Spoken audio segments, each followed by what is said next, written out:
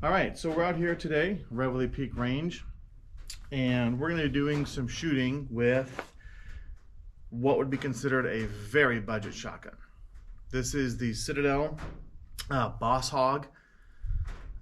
They call them warthogs, they call them all kinds of different things, but I think this one is actually the Bosshog. I think the warthog might be the tactical one. Anyway, picked this up for $149. Usually around $250 to $300. It is a 4+1, but I have already added an extension tube, so I get a 7+1. So I'm getting a total of 8 rounds. It's a 20-inch barrel, comes with 3 chokes, improved, modified, and modified, improved, or something like that. Anyway, I can let you know what those are in a bit. So, I've already put a couple rounds to it just to make sure it's all gonna fire once I put the extension tube on there. But so far, pretty good. So we're gonna go ahead and we're gonna shoot some clays here just to kind of get some more rounds down range and see how this thing does. All right, so I've got 8 rounds, again, 7 in the tube, 1 in the chamber. I am by no means a shotgun master at all. In fact, this is probably second or third time I've fired a shotgun. So we'll just see how it goes. All right, Citadel Bosshog.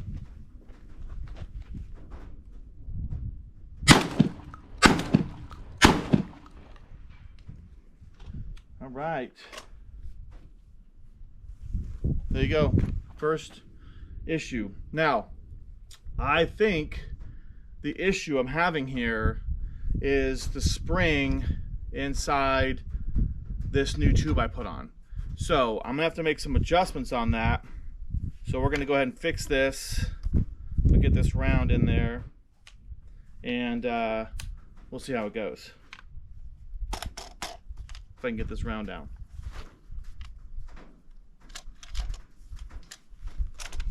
All right, so we'll just go ahead and send the bolt forward. I think that's the, again, pretty sure that's the spring that's causing me that problem.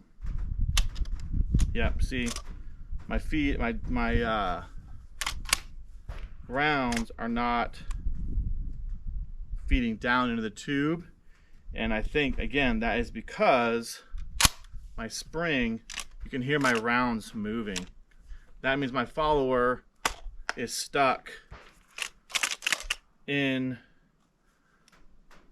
there. And again, I completely believe that is not the gun's fault. The gun is firing fine. So we're gonna go ahead and fix this. We're back. All right, so got the shells back in. Let's see what happens.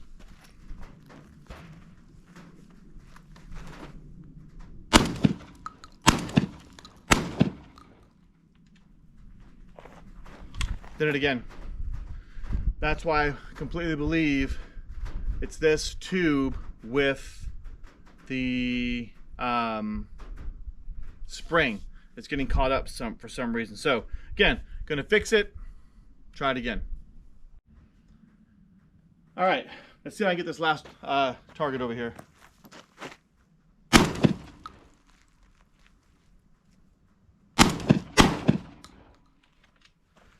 Last round's fired.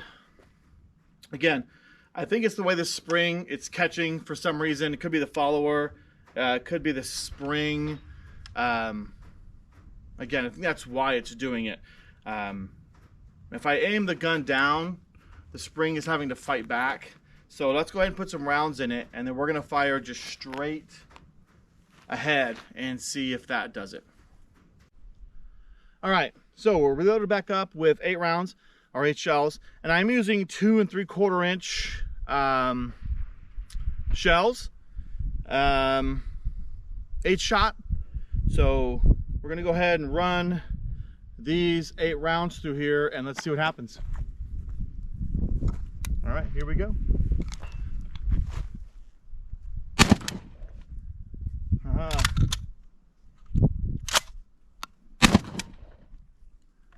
And now we're not loading at all.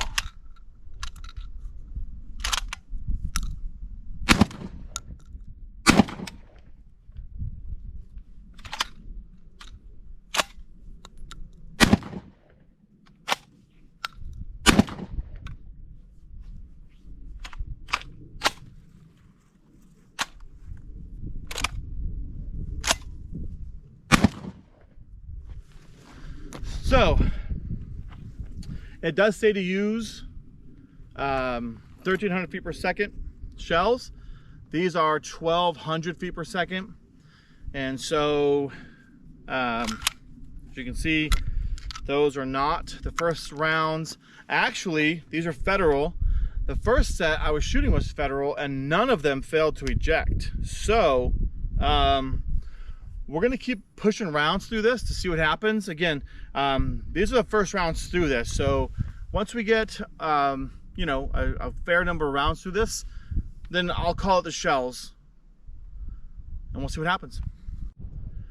All right, so I actually said I was shooting Federal. My first 25 were Federal. These next sets I'm shooting a Winchester. Federals had no problems at 1,200 feet per second. These give me a little bit of fit. So we're gonna go ahead and knock down some more of these clays right here and see how it goes.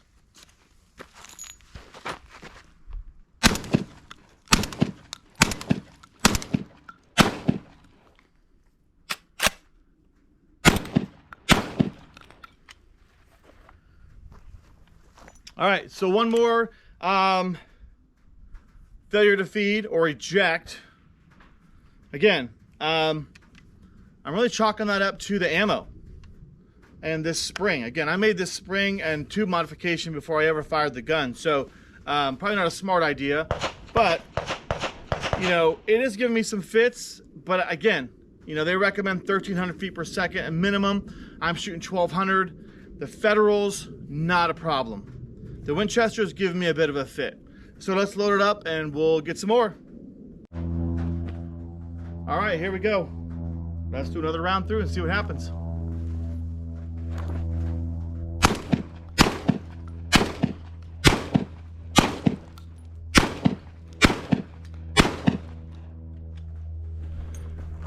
Helps if you don't miss, and they're pretty close, which is kind of embarrassing. So that was 8 shots and no failures on that one. Let's load it up again. All right, here we go. Another 8 rounds. Let's see if I can hit these this time.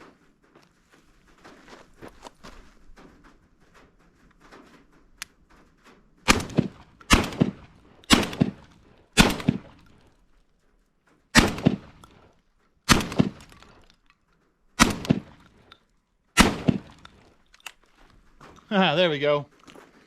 All right, 8 rounds. No failures to eject, no failures to feed. Another round. All right, last bit of ammo from the box I had. This will make 75 rounds through this shotgun. So we're just gonna send these down range. Here we go.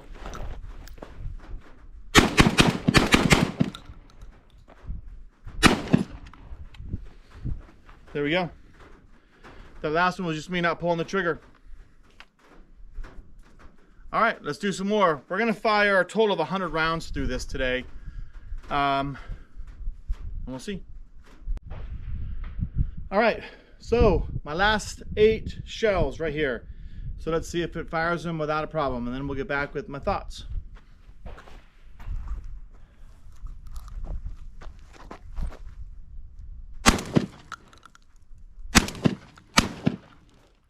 Oh, we were doing so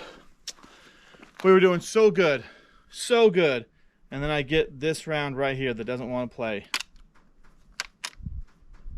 Oh, what a bummer. Let's see.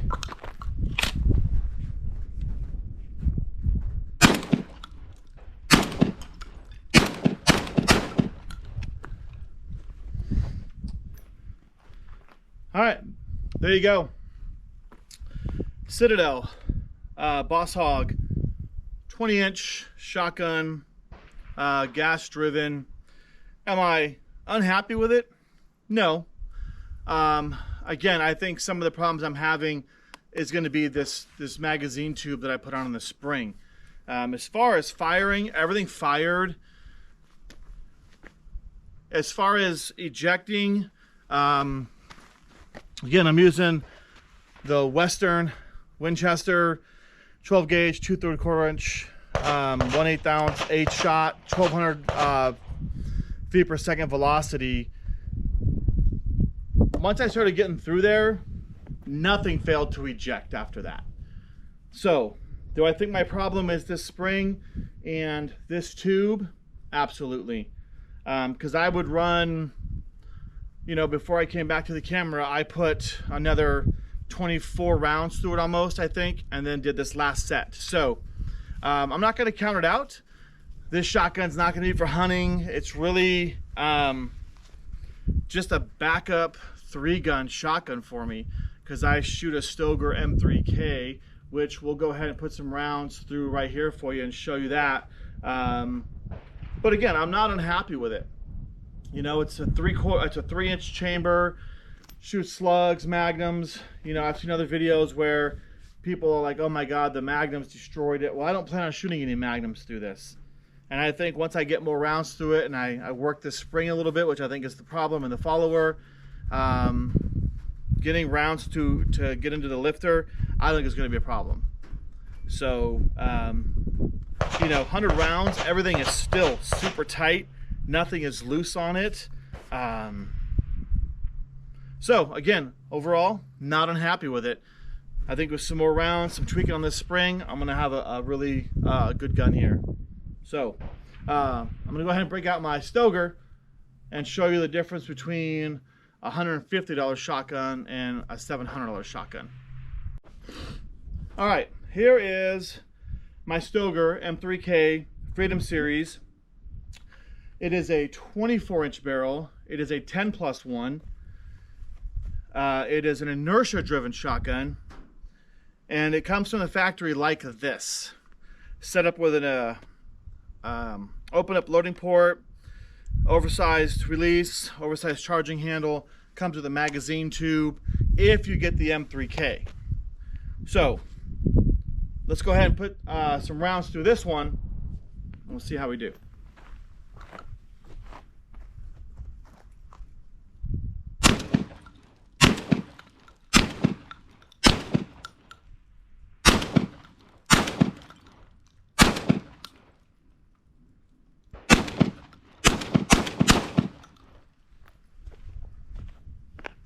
There you go. Stoeger M3k. Vastly different shooting experience than that Citadel, but it's what you'd expect. So again, Citadel, not unhappy with it.